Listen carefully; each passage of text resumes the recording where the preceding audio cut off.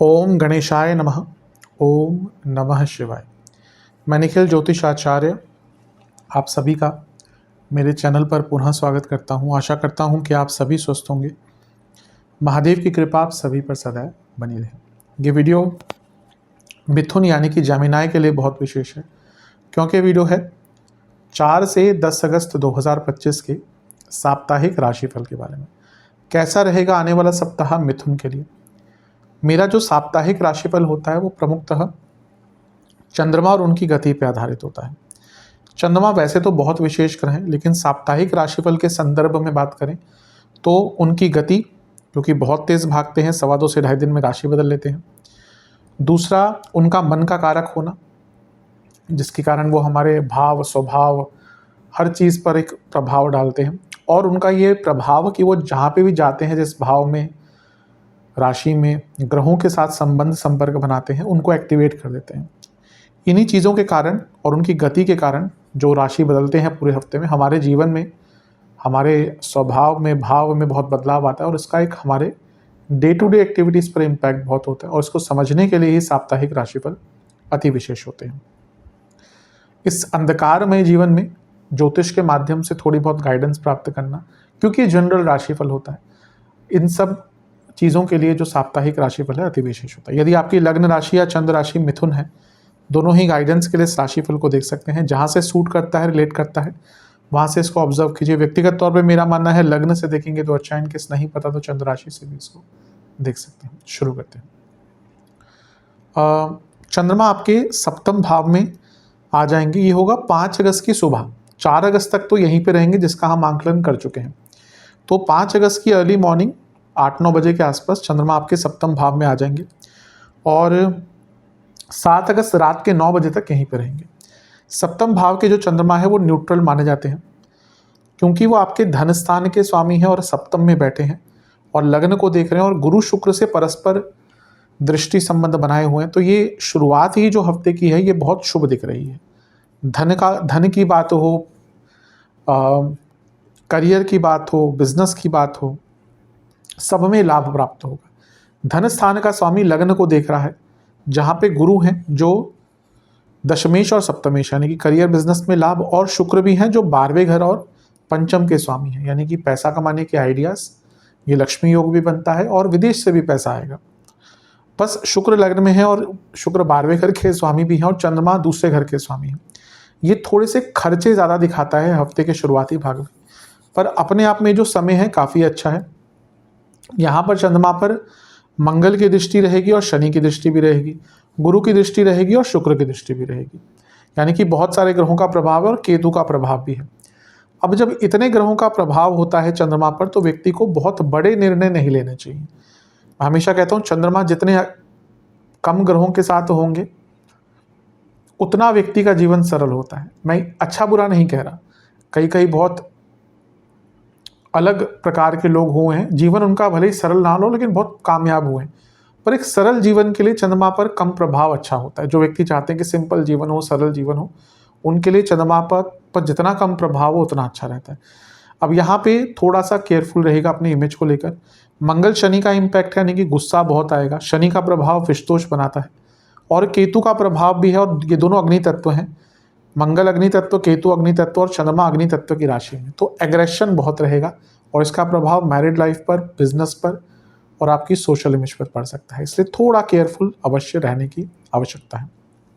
केमद्रुम योग भी बना हुआ है, इसलिए चंद्रमा में थोड़ी सी अनिश्चितता और थोड़ी सी अनसर्टेनिटी भी दिख रही है। नवांश कुंडली, अच्छे लोगों के साथ टाइम स्पेंड कीजिएगा जो आपको पसंद है, जिनको आप पसंद है। दशांश कुंडली, कार्य क्षेत्र में कुछ गलती होती है, एकदम मान लीजिएगा, उस पर जिद करके कि नहीं गलती नहीं है, उसको और ख़राब कर देंगे उस काम को। बिजनेस में देखिए वैसे तो ठीक है, बस लड़ाई से बचेगा, स्पेशली पार्टनर से भी लड़ाई हो सकती है।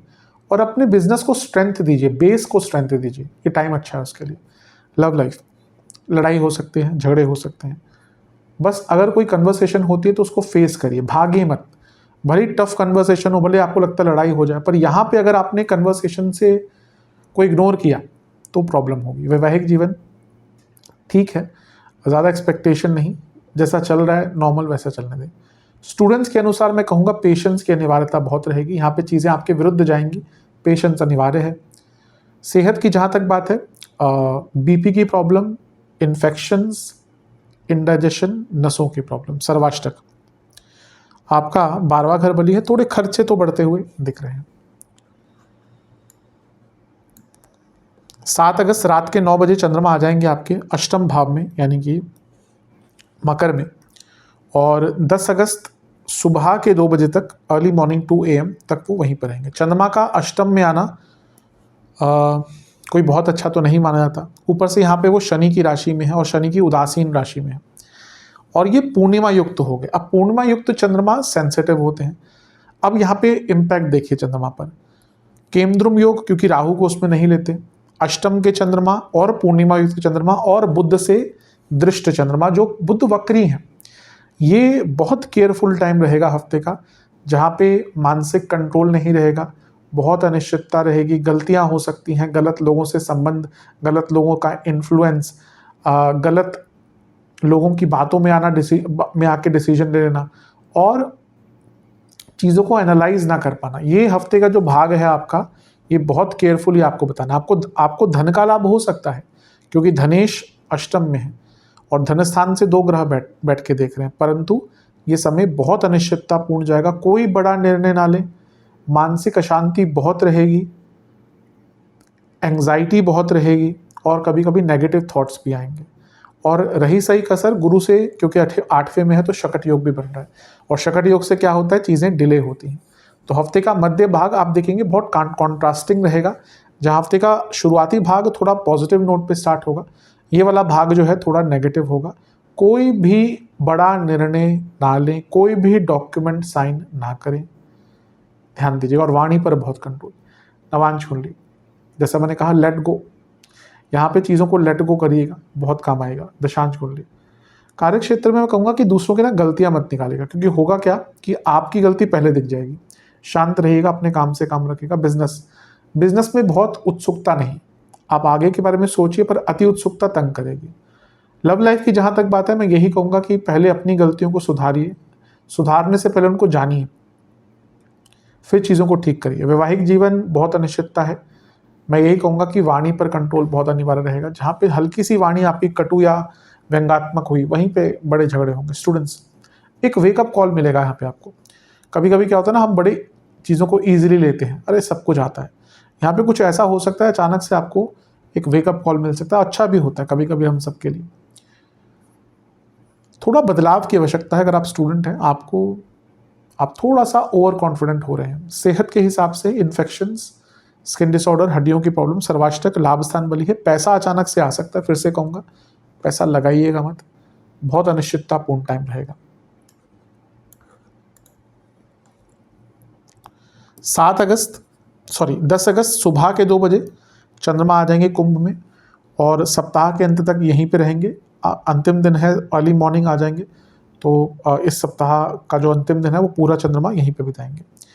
चंद्रमा का नवम में आना वैसे तो अच्छा है। देखिए, धन स्थान के स्वामी जो हैं वो भाग्य स्थान में आ गए, और केमद्रुम योग भी समाप्त हो गया, अच्छी चीज़ है। लेकिन ग्रहण दोष तो भी लगा हुआ है, राहु के साथ है। अच्छी चीज़ है कि राहु नवम में, लक्ष्मी स्थान में, धन स्थान के स्वामी चंद्रमा, ये अपने आप में बताता है विदेश से पैसा बहुत बड़ी मात्रा में आएगा।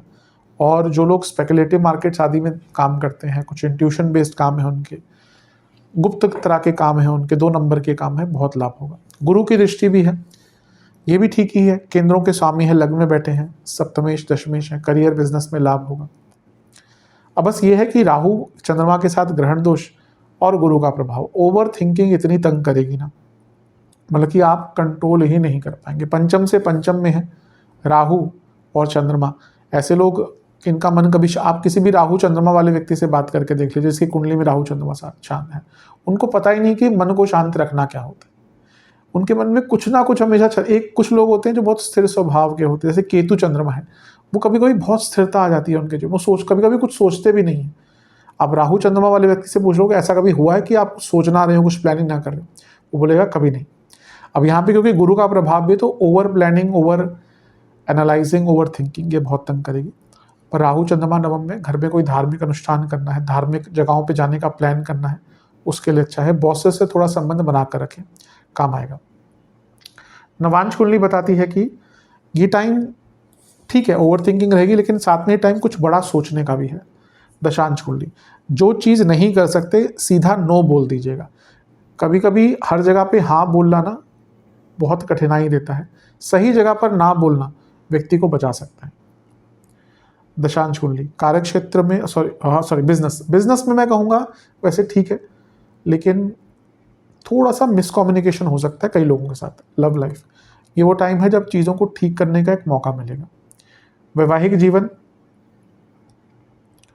बहुत अनप्रैक्टिकलिटी है, बैठकर साथ में ना बात कीजिए और थोड़ा प्रैक्टिकल बनिए। अभी लगता है कि एक्सपेक्टेशन भी बहुत अनप्रैक्टिकल है दोनों की। जहाँ तक स्टूडेंट्स की बात है, ठीक है, ऐसी कोई दिक्कत नहीं दिख रही।